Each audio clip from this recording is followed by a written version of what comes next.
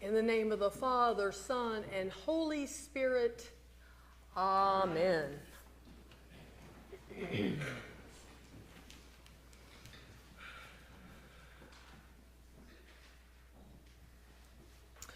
Beloved, today we celebrate the Feast of All Saints. And the Book of Common Prayer tells us that we may observe this feast on the first Sunday after its assigned date, its actual day, which is November 1st. So on Tuesday, November 1st, I was sitting right where Corinne is sitting, and I tapped on my favorite app, Pray As You Go. And you may have heard me talk about this app. It's done by the Jesuits, and every day they post readings for the day, a reflection, and it begins with a chime that calls you to center yourself. And then after the pause, there's music. It might be Gregorian chant. It might be Latin voices singing Sanctus. It might be a Christian song from the Maasai tribe in Africa. And when it finishes, there's a slight pause. And then this highbrow Anglican voice. This is the Feast of All Saints. And the appointed reading comes from Revelation. And then the voice continues and you hear things, I heard things like, there was a great multitude that no one could count, standing before the throne and before the Lamb, robed in white, with palm branches in their hands. These were they who came out of the great ordeal. And then there's a pause. And another equally highbrow Anglican voice says, this is the Feast of All Saints.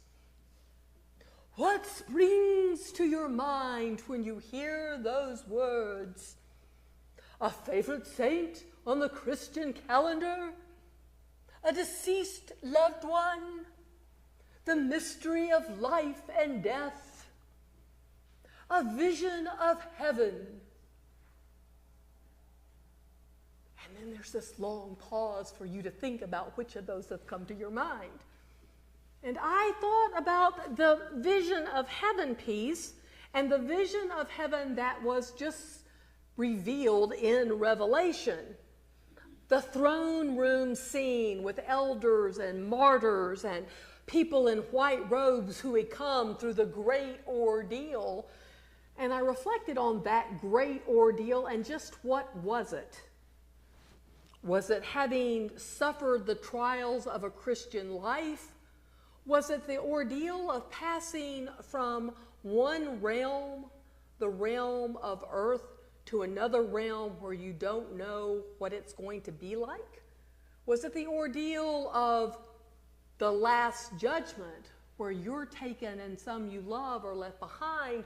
Was it the ordeal of wondering how those you leave behind will deal with their grief and get up and get on with their lives the next day and the day after and the next day and the day after? And is that what the great ordeal refers to? And then, as often happens, my mind went from that to another vision of heaven, and I thought about the dog controversy. You know, are there dogs in heaven?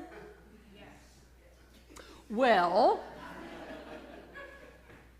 and there was this controversy that played out between two churches across the street from each other. One church, a little Protestant church, said right on their church sign, all dogs go to heaven.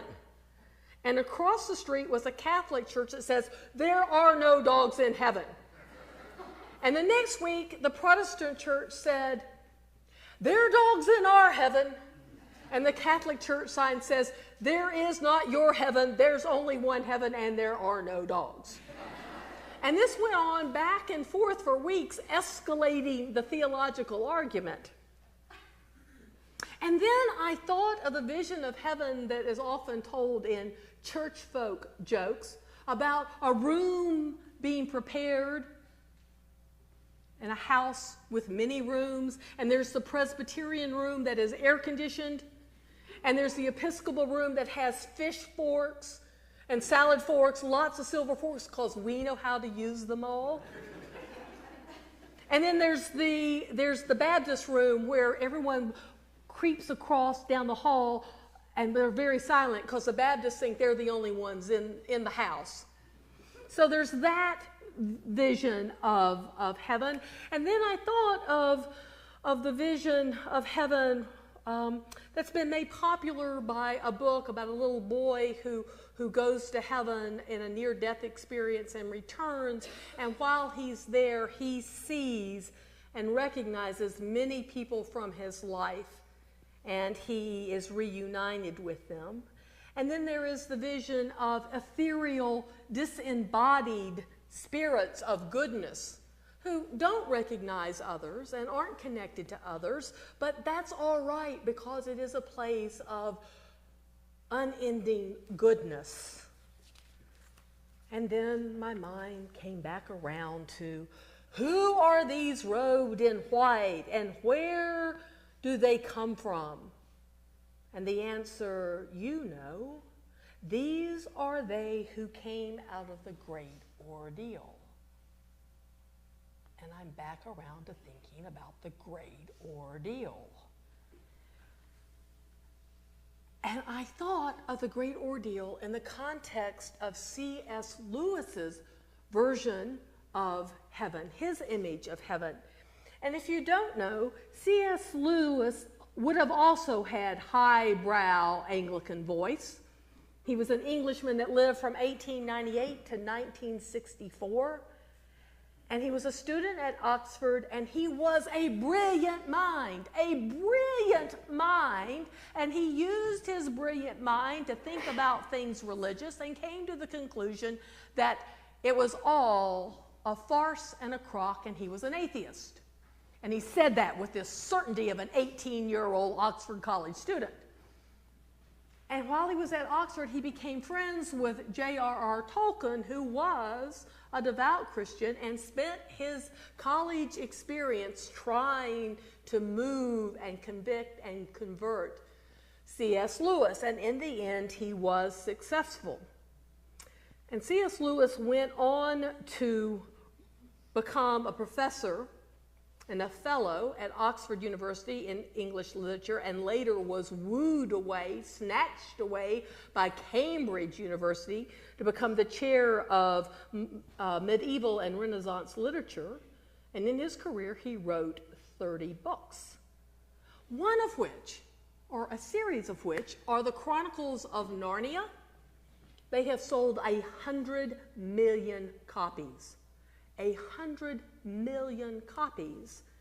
Chronicles of Narnia are children's books where the characters represent Christian virtues, and the plot mimic Christian trials, and the themes center on Christian principles, and the endings all align with Christian hope and Christian promises fulfilled. If you've been diligent and have gotten your child, your kiddo, to Sunday school these past weeks, they are studying the first of that chronicle, The Lion, the Witch, and the Wardrobe, and they are eating it up. They are just eating it up as the character Edmund scarfs down Turkish delights. But in another one of C.S. Lewis's books, The Great Divorce, Lewis presents his view of heaven and hell and earth. And The Great Divorce, that title is taken from poet William Blake's text, The Marriage of Heaven and Hell. So this is the great divorce between heaven and hell. And in this story, the narrator finds himself in a gray town devoid of light and joy. It is grim and it is oppressive, and the narrator walks the empty streets. And as he walks the empty streets, he comes upon a queue, a line of people waiting to get on a bus. And there's this sense that this bus is going to go on a day excursion. And it's a long line, and he's at the end of it. And while he waits in line, people start to drop out of the line. There's a wife, and she starts an argument with her husband because she doesn't really want to get on the bus and go. And so she falls out of line, and the husband says, I never wanted to go anyway. I'm only doing this for you. I have no interest in this. So he falls out of line. And then there's a small man who looks around at the other people in the line. And he says, I don't want to go anywhere with these people. These aren't the sort I thought would be going on this excursion. And a large man hears him and socks him and knocks him to the ground. And says, I don't know who you think you are. I'm as good as anybody else. And the small man limps off. Now he's out of line. And the bully steps further up, and the narrator steps up too, but keeping a good distance from the big bully man. And the bus arrives, and they get on the bus, and they travel. And when the bus stops, they have arrived at a beautiful, beautiful country. In fact, it's too beautiful. And they get off the bus, and they are met by shining figures, men and women they have known on earth. And these shining figures are called spirits. And the bus riders, the new arrivals, are now known as ghosts. And the spirits try to persuade the riders, the ghosts, to let go of their earthly concerns, to let go of those things, the way they thought, what held them down, their values on earth, to let them go so that they can move past this beautiful land where they are and enter heaven proper, enter the high countries. It's so beautiful where they are, but they're promised it's even more beautiful further in. It's so beautiful where they are, and everything is shimmering and everything is solid, but the ghosts aren't solid anymore. So when they start to walk across the grass, it hurts their tender little feet, and they want to turn back and get on the bus. But the spirits say, it's just the beginning. It's just the beginning. You're not yet part of heaven. You're not yet solid yet. Trust us. We will lift you over this, and your feet will toughen, and you will become full citizens. Come this way. Come this way. Don't let this momentary discomfort dissuade you. Come this way. But most of the visitors, most of the bus riders don't want to stay. Even when they are given glimpses of joy forevermore, they find excuses to leave, to hang on to their perceptions of what heaven should look like, how heaven should be experienced. They look around and they say, this isn't it. They want to get back on the bus and go back. There's an artist who says, if I come this way and I cross this grass and I go to the high country, I will be forgotten. My reputation will dim, and my contributions to the art world will be forgotten. I must go back. And there's a cynic.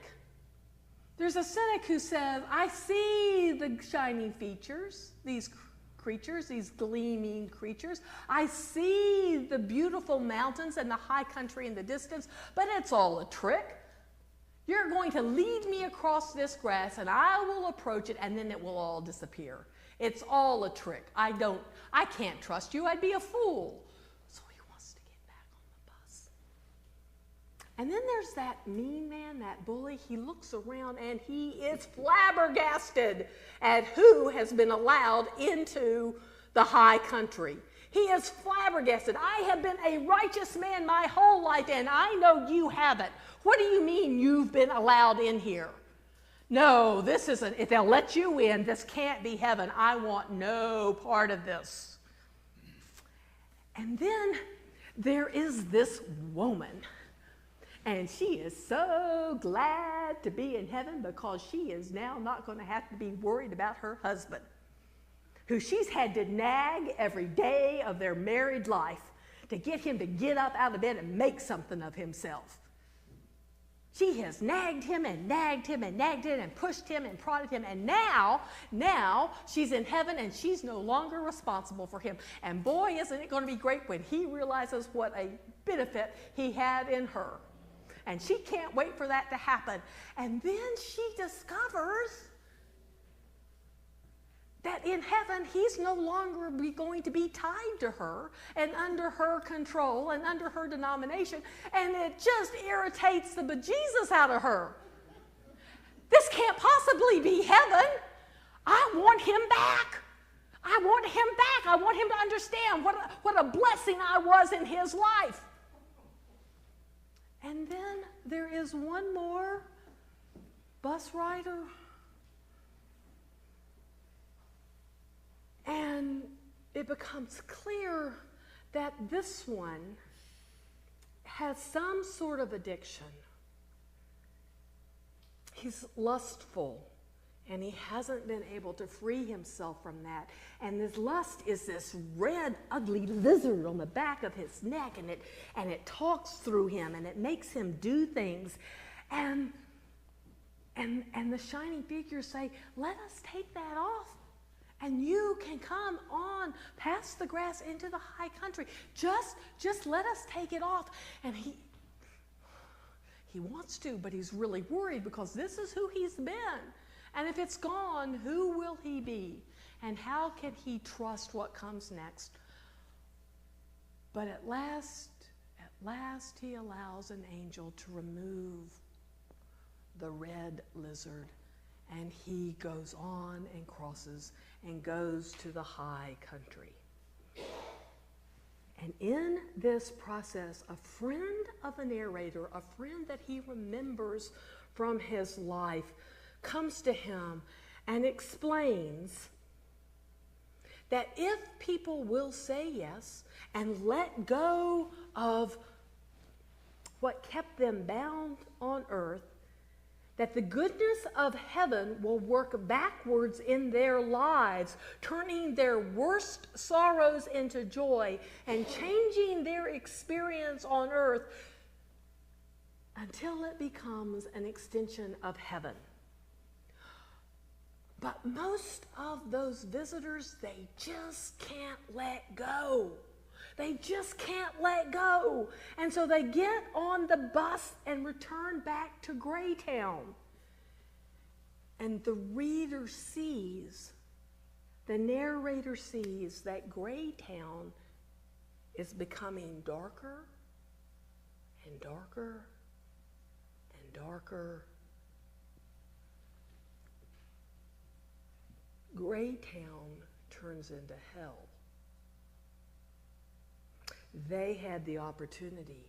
They had the opportunity to be in that expansive glory. They had the opportunity to be in heaven with unending love and gleaming attendance and rest and respite and joy.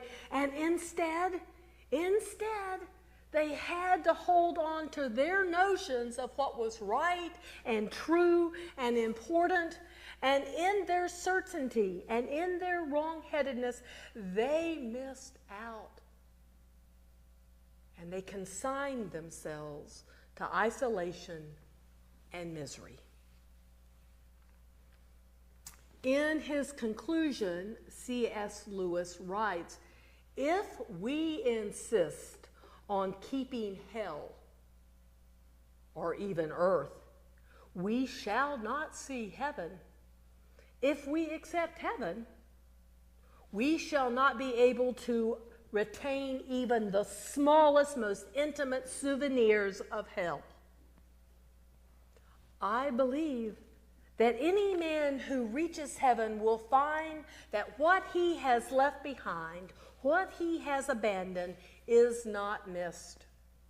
That the smallest kernel of what he is really seeking, even in his most selfish wishes, will be there beyond expectation, waiting for him in the high countries of heaven.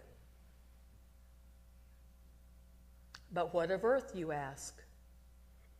I think earth in the end will not turn out to be a very distinct place, because if we choose earth instead of heaven, it will turn out to have been all along only a region in hell.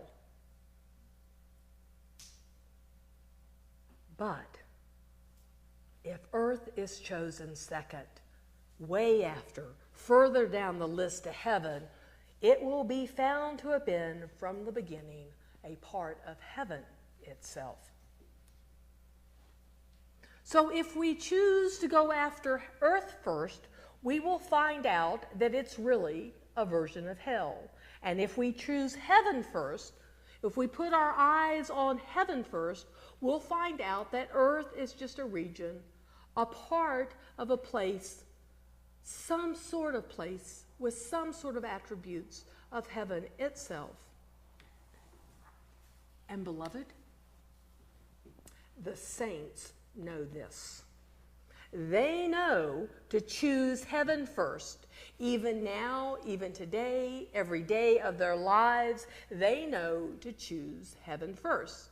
They keep heaven as the prize to be won, as the place to abide, and they are willing to let go.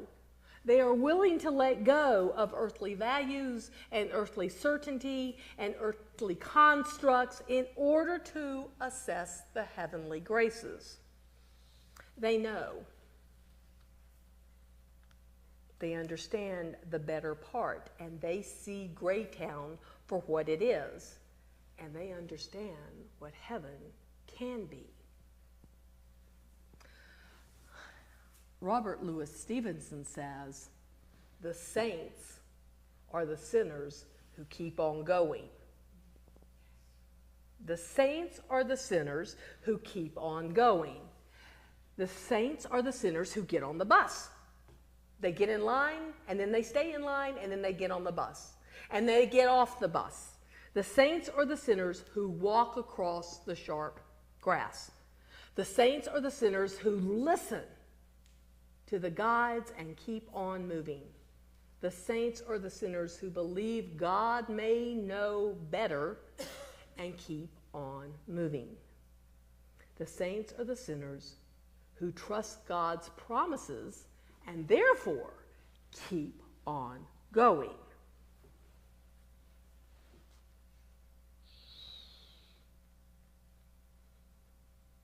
So, my friends, on this celebration of All Saints' Day, what springs to your mind?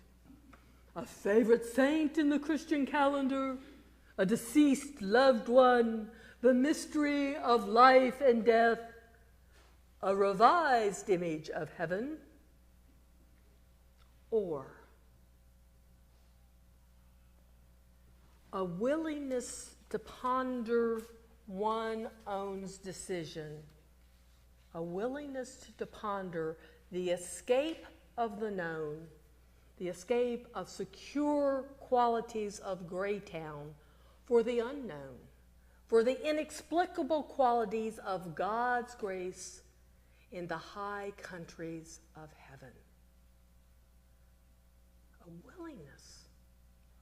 willingness to escape the known, secure qualities of Greytown for the unknown, inexplicable qualities of God's grace in the high countries of heaven.